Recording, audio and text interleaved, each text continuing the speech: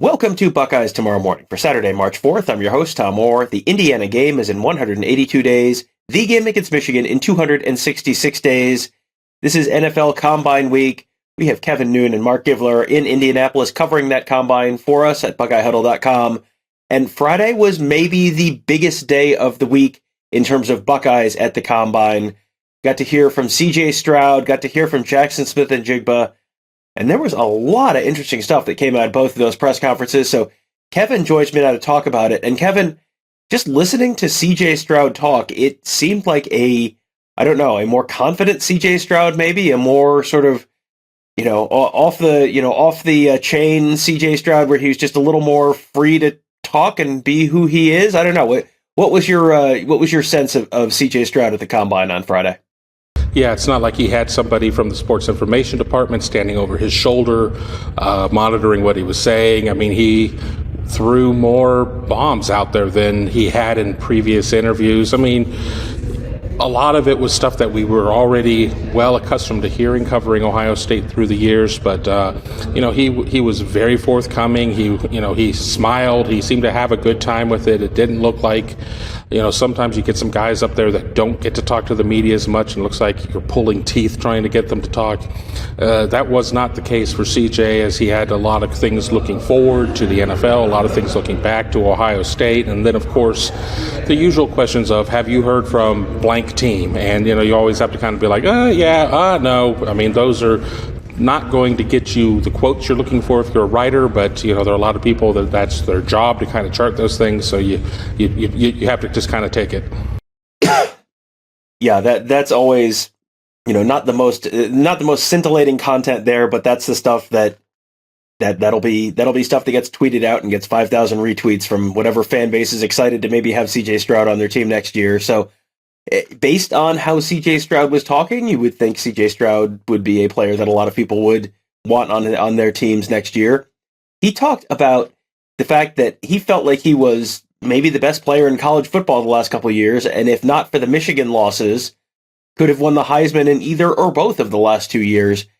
How did that go over there? Because that's one of those things that can read as confident. That's one of those things that can read as, wishful thinking, or, ifs and buts and candies and nuts and all of that stuff.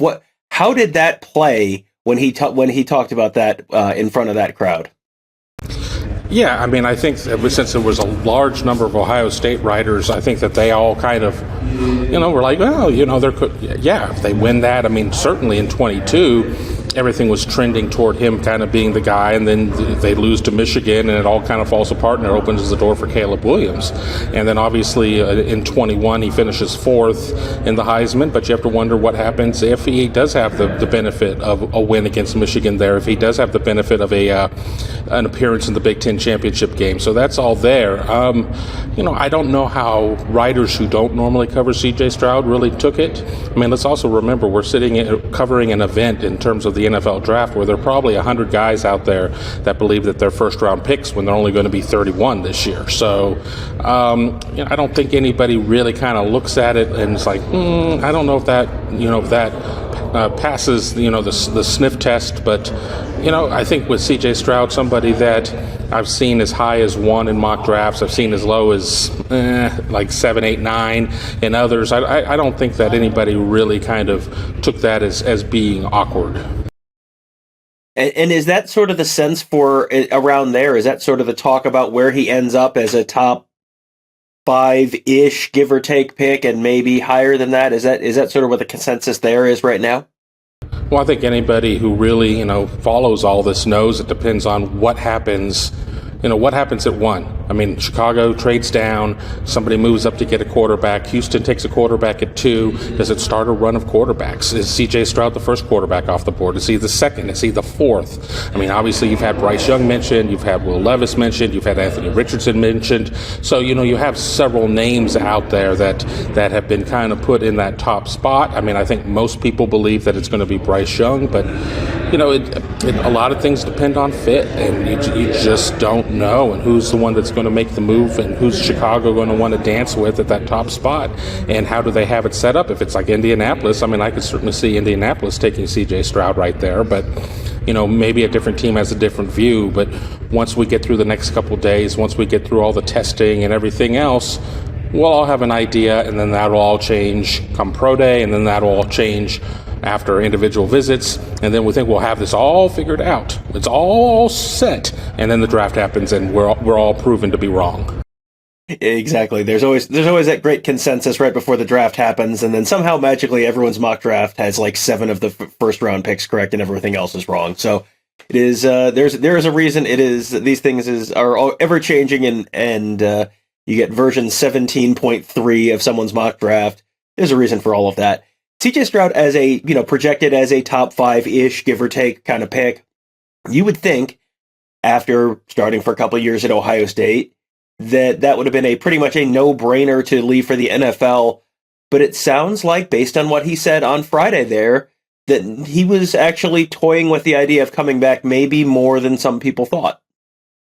Yeah, and you have to wonder, I mean, why would CJ say that if that weren't the case? But then again, while there certainly were stories about some good NIL numbers being thrown around out there, it just can't match NFL dollars. Get it going, start the clock now. Your first round pick, you have the 4-year deal, and then the option for the 5th-year deal coming in there. Get that started to try get closer to your second contract if you can, if things work out. It all sounded well. I think that everybody in the world would have been floored if he would have come back. Somebody's going to do it here at this point of the NIL era. And it's not to say guys haven't come back who have been there, but the 24 quarterback class could be a lot deeper than the 23 quarterback class. I think that's all something that has to go into the equation as you try to determine which year is the right year for you. Here we sit now. All right, and then so the next guy you guys got a chance to spend a little time with on Friday was Jaxon Smith-Njigba. He obviously did not have the final season in Columbus that he was hoping for, but he also had some really interesting stuff to say. And, much like C.J. Stroud, some of it may have come off as a little boastful, but also, as you thought about it, it was like, yeah, that is probably also true. One of the things he said is, if he was healthy all year, he thinks Ohio State would have won the national championship. And when you look at how close they got, that feels like probably a true statement. Yeah, I don't have any issue with it. I mean, yes, Jaxon Smith-Njigba doesn't play defense. He wouldn't have necessarily done anything to fix the defense, but if Ohio State scores more, maybe the games where Ohio State comes up a little bit short, things work out better. When Ohio State bogged down a little bit toward the end of the season, it was because it was Marvin, and that was kind of it in the offense. And yes, Ohio State would have had its running back issues still with the injuries and everything else, but if you sit there and you have Marvin Harrison Jr. on one side of the field and JSN on the other side of the field, there really isn't a defense that's set up to take both of those guys away. So I don't have any problem with that. I agree 100% that if Ohio State had JSN last year, they are national champions.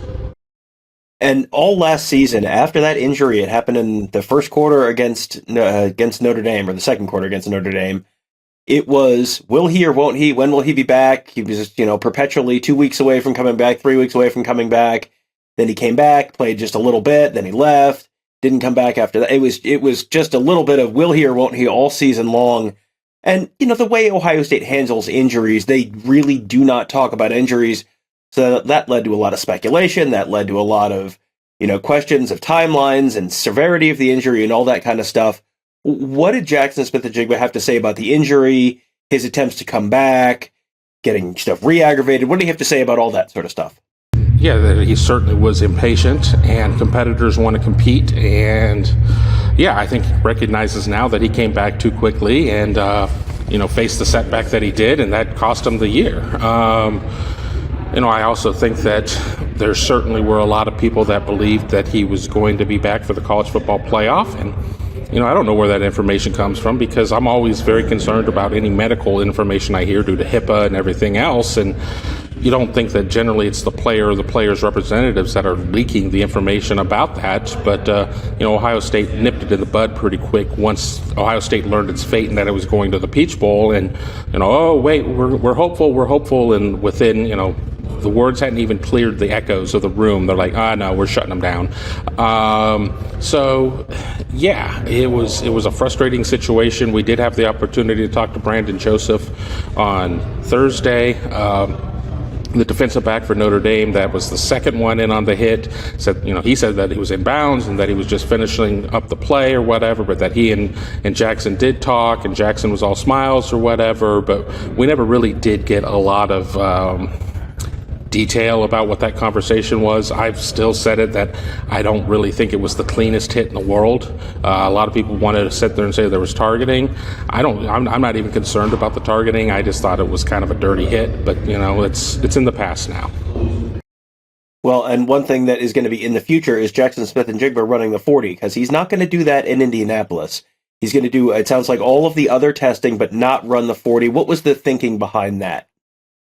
Sometimes 100% isn't 100%, and he claims that a couple weeks ago he was 100%. But you don't want to aggravate something. You're still if you're still building yourself up to 100%, you've only been there for a couple of weeks, and then you get out there trying to run a 40 full bore and you hurt yourself. I mean, you don't want to sit there and have a real setback where you end up missing rookie camp and OTAs and some things like that. So it's probably for the best. He learned what happened when you're impatient.